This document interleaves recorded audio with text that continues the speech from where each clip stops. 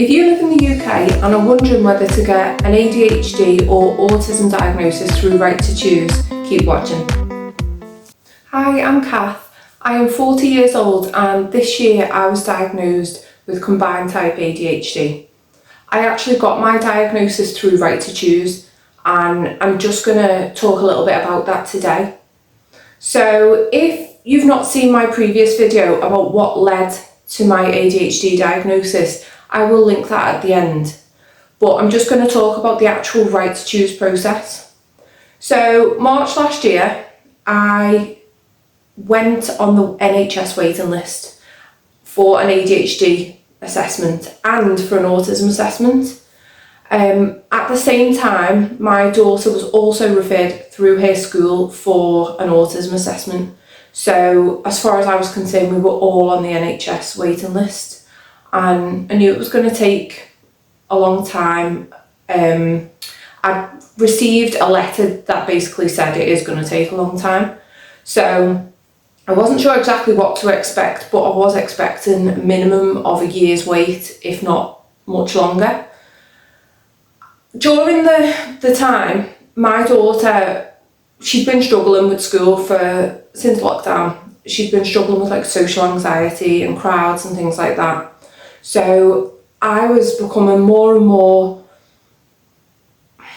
stressed out about the fact that she was so stressed in school and that she was soon to be starting high school. So I was looking for ways to get things moving a bit faster. So as I was looking into it, I came across Right to Choose, and at first I thought, I didn't realise how much of an amazing service it was, and when I came across it I was quite excited about it. So I had a look online and I found a website with a list of Right to Choose providers, and it showed their waiting times, which was significantly lower than the NHS waiting times. And basically Right to Choose it's kind of like the NHS are subcontracting to outside companies who are qualified to assess for ADHD and autism. So there are real clinicians who are doing these assessments. It's kind of to take the weight off the NHS's shoulders, so it's all linked together. And that's another thing that made me feel kind of comfortable about it, is it's not just any old business who's just giving it a go. It is linked with the NHS, and the NHS supports Right to Choose. First of all, I googled waiting times for providers. Personally, me and my daughter, we ended up going with Clinical Partners. At the time when I first read about it, their waiting time was 3 months from receiving the referral, which, as you can imagine, is absolutely amazing compared to the potential years wait on the NHS. So I basically went to the GP. My own GP referral was quite simple because I'd already had my appointment with the GP, and it was just a case of me phoning up, and at first I was referred to the mental health nurse. I did get passed around a little bit, but eventually I got a referral put through, and it was quite simple because it was already on my notes that the GP had already referred me for ADHD and autism, and it was just a case of me choosing the provider, and I was then referred through the doctor's secretary. It was a bit more complicated with my daughter because she had been originally referred through school for her autism assessment. So I had to make a separate appointment for her to see the GP to then get her referred for Right to Choose, which sounds simple enough, but due to, I don't know if you've tried to get a doctor's appointment recently, it can take a while to get one. And also due to my daughter's social anxiety, it was actually getting her to the doctors was a big thing. Like, we don't go to the doctors very often, and she's very anxious about new things. And eventually I got her there. The doctor was lovely and she agreed to refer her through Clinical Partners. I was absolutely amazed with the service we got. So we literally got seen within, my daughter got seen at exactly around 3 months. I got seen at 4 months after I'd originally been referred. So we had our assessment at that point. So my daughter had her autism assessment 3 months later. I had my ADHD assessment 4 months later, sorry. And literally they were within days of each other. One thing I will say is I was very proactive with contacting clinical partners to kind of find out where we were up to, and I think that did help a little bit. And I'm not saying they wouldn't have seen us that soon, but because I was on the phone, because I was very conscious of the fact that my daughter was struggling in school and I needed to get things moving. I'm not saying it certainly didn't get us seen any quicker than anyone else on the waiting list, but I feel like it kind of got us to the point where we got our appointments for our assessments very quickly. I actually ended up getting a cancellation for my appointment because as I was on the phone, they had just had a cancellation and I was kind of at the top of the list anyway for receiving an appointment. So they offered it to me, and it was actually for either 1 day or 2 days later.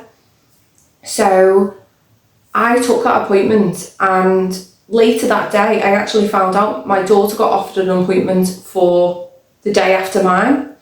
So first of all, my appointment, I had to fill in some forms first, which get sent to people in the weeks leading up to their assessment. And they're similar to the ones you have to fill in for the NHS. So they ask the questions, ADHD related questions, the typical screening form. There was some questions I had to type an answer to, and more specific to me and my childhood. And then there was a lot of other questions thrown in there as well, which were mental health related. So I filled those forms in on an online portal that they'd set me up with. So it was quite easy. I just had to log in, fill the forms in and submit them. And that basically sent the forms to the clinician so they could look at the forms before my assessment, and they could kind of get to know where I was at before they spoke to me. On the day of my assessment, so my assessment was on a Thursday, and I was determined to be on time, and I set the laptop up on the dining table, and I sat down 15 minutes early, and I felt really organised, and I was like, oh, this is not like me. So in my head, I was just going to click on the link for the Zoom call, and that was it. When I clicked on the link, it didn't work, and I thought, oh, and I kept clicking, it didn't work. Then I realised I didn't even have Zoom, so I had to download it. And then it took a while for the Zoom to download, and then I went back into my email to find the link again, and my email decided to kick me out, and I had to change my password. So it was very stressful. I was like, I could feel the adrenaline, and I ended up being 5 minutes late for my assessment. So by the time I'd clicked on the link, I was 5 minutes late, and I was all flustered. The clinician was lovely, she was understanding. And again, I suppose that's maybe a typical ADHD thing, even though I thought I'd planned it properly, but I obviously hadn't. So in my assessment, the clinician, she referred back to the forms that I'd filled in, and she was asking me questions about things that I'd written on the forms and answers that I'd given. She asked me other things about scenarios, what would I do in this scenario, how do certain things make me feel. She asked me to go into more detail about my childhood and things like that. How was I at school? Certain things like that. The actual assessment itself, they told me it could take up to 2 hours. Mine took an hour, but I did make sure that I blocked out 2 hours worth of time just in case. And at the end of my assessment, the clinician said to me that she could tell me that I do have combined type ADHD, but my official diagnosis would be in a few weeks' time because you'd need to write a report up. And so I kind of was in shock after the assessment. I was kind of in shock, a bit of almost imposter syndrome, thinking, even though I knew in my head that I had ADHD, but it was almost like, did I hear it right? Or it was like, I was quite shocked that I had ADHD, even though I knew it. Again, sounds weird, but that's how I felt. So I was relieved to get mine out of the way, my assessment done. But then the next day, it was my daughter's autism assessment, the first part of her assessment. So with an ADHD assessment, it's usually just one assessment. With an autism assessment, it's usually two separate assessments, maybe more if they're required. And those two separate assessments are done by different clinicians. So the next day was my daughter's autism assessment, the first part, which was her speaking to a clinician through Zoom. Initially, I was sat with her. I kind of introduced her to the clinician and sat with her. And while the clinician was talking to her, like, my daughter was really shy and she didn't want to answer. And I kind of then said, right, I'm going to leave the room now, which I was going to do anyway. But I was nervous, thinking, I hope she's going to speak. I hope she's going to talk to her. I know how nervous she was. So I kind of listened to make sure she was speaking, and she did. So that was the first part of her assessment. And I was so proud of her because I know how nervous she was about it, and it could have been at the point where she maybe would have refused to do it, but she did it. And I was really proud. The next day after that, so this was all like 3 days in a row. The day after that was the second part of my daughter's autism assessment, and that was a different clinician talking to me and my husband about my daughter. They asked questions about her during childhood, the things she struggles with now, things she struggled with then, what she's like as a person, and things like that. So basically, those two clinicians then come together and discuss their findings and decide whether they're going to give a diagnosis. With an autism assessment, it's a lot more, not that it's a lot more detailed, I can't think of the word right now, but it's a lot more involved, should I say, and it takes a longer time for the diagnosis. It might be that for some people they may be able to say on the day, yeah, we can definitely see that you are autistic, but it wasn't the case with my daughter. So we ended up waiting 8 weeks for my daughter's diagnosis, which felt like forever. And it was partly due to because it was the clinicians who spoke to her who have to give the results, give the feedback. And obviously they see a lot of other people as well, so it depends on the bookings they have available to make those diagnosis phone calls. So after our diagnosis, my ADHD one and my daughter's autism one, it felt like, for me, with my ADHD diagnosis, in the days after, it felt like a weight had been lifted, and it was like I would be doing something that would normally really frustrate me, and I'd think to myself, I understand now why I struggle with this. I understand. And instead of beating myself up about it, I was thinking, it gave me like a sense of motivation to think, I'm the only person who can help myself, and if I'm doing it this particular way and it's not working, I need to find a different way to do it that's going to make it easier for me. So it did give me like this sense of motivation. I'm not saying that motivation's always there, because of course ADHD is a very difficult thing to deal with, but it did give me like a sense of motivation. And I'm very much into personal development, so I'm a determined person. I will make it work somehow. And there's still things I'm working on with that. With regards to my daughter's autism diagnosis, when I got the phone call, even though we were expecting it, it was so emotional still. I cried, and not about the fact that she's autistic, but about the fact that that is why she'd been struggling. And I just felt really sad for her, that, again, not that she's autistic, but the fact that if we'd have known, if we'd have known sooner, and I suppose that goes through everybody's head who gets diagnosed or someone they love gets diagnosed with ADHD or autism, if you'd have known sooner, you would have been able to help sooner.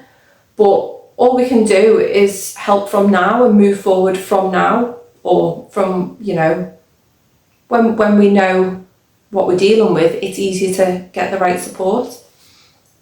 So overall, the Right to Choose pathway has been absolutely amazing for us. It was quick, it was efficient. The customer service with clinical partners was really good, and every time I phoned up, there was always someone there to answer, someone who would look into things a bit further if I needed it, and it was a really efficient service and very quick. It's just important to note that at the moment, so as of July 2024 that we're in now, as far as I'm aware, the waiting list for Right to Choose providers may be a bit longer now because more people know about it. Still significantly shorter than NHS waiting lists, but they are a little bit longer than when we got our referral put through. So just please bear that in mind. My tips would be, if you find a Right to Choose provider that you want to go with, if you go on their website, they usually have a screening form. So dependent on whether it's for ADHD or autism, there should be a screening form. And if you print that off twice, fill one of them in and copy it onto the other. One is for your reference, and the other one, if you take it to your GP when you ask for the referral, say to your GP, I want to be referred to this provider, whoever they are. Here's a form I filled in off from their website, because when the GP makes the referral, they will have to answer those questions on your behalf.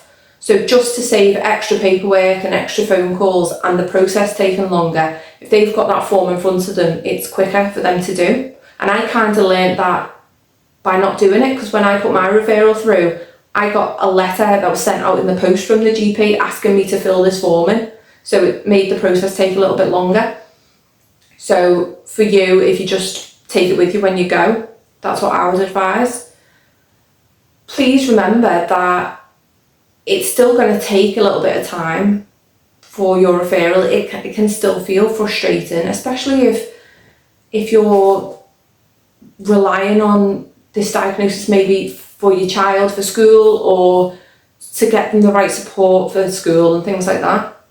It can still feel frustrating, but overall it's been an amazing way to do it. And the clinicians that you speak to during the Right to Choose process, they are all real clinicians, and they're linked with the NHS. So, and it's all supported by the NHS. So it's not like you're just going to a random business who's just giving it a go. So if there are any questions about Right to Choose, please put them in the comments below and I'll do my best to answer. I'm going to link the video at the end of what led to my Right to Choose diagnosis, or what led to my diagnosis in general. But thank you so much for watching, and I hope this video has been helpful. Thank you.